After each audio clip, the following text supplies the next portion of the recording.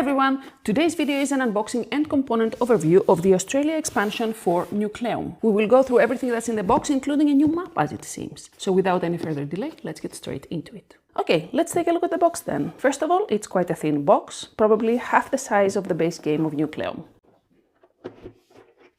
I'll go straight for the rulebook here. It's a thin rulebook. It has the components in the front page, as you can see here. Then the next couple of pages is the changes in setup that you need to do for the new game. A few more pages for the new concepts and the changes in the rules. And then finally, the solo mode changes.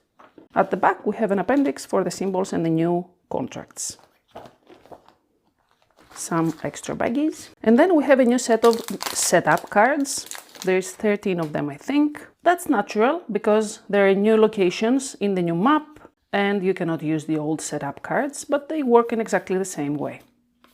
We also have new player aid cards to include the new concepts. The back is exactly the same as it is on the box, and then the front has the additional information you need. Then we have some wooden components here. First of all, we have a new Nucleum token. It's exactly the same as the ones in the base game. Then we have a bunch of boats here. There are 4 in each player color, like these, and 3 neutral ones that are black.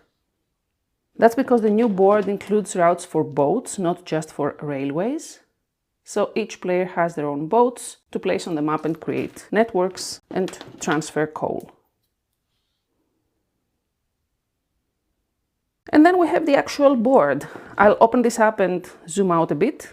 There we go, I can fit almost all of it in the screen. It is two-sided as usual, 1 or 2 players here, and then we have the 3 and 4 players at the back. It's pretty much the same size as the one in the base game, I think. Same concepts more or less, with the exception of some coal mines that are scattered around the map. We'll see the tokens later on in the punch boards as well. And of course the boat routes here that connect networks in a similar way as trains do.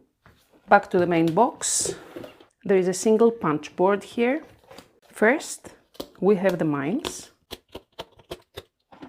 These are placed in the specific areas of the map. They have names on them and they can be claimed by players. And once claimed, they are placed in these boards here.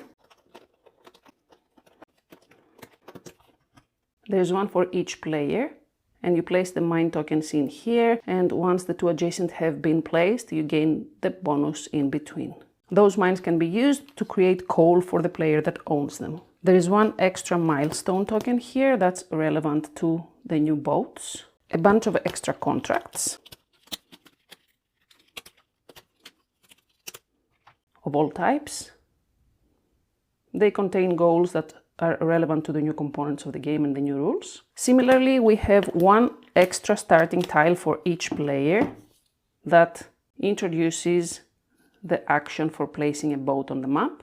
These can never be turned into railway tokens. And a few action tiles that are placed in the supply. Again, with the new action on them.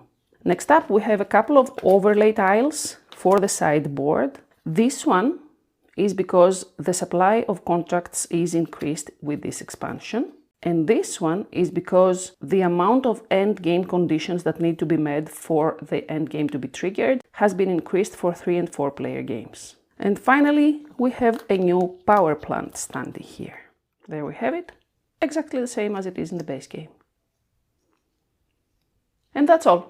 It's not a lot of components, but the new rules change the game quite a bit. I don't know if it's for the best or for the worst. That's up for you to decide. I hope you enjoyed the video. If you did, leave a thumbs up before you go and subscribe for more videos like this. I hope to see you in the next one. Until then, bye.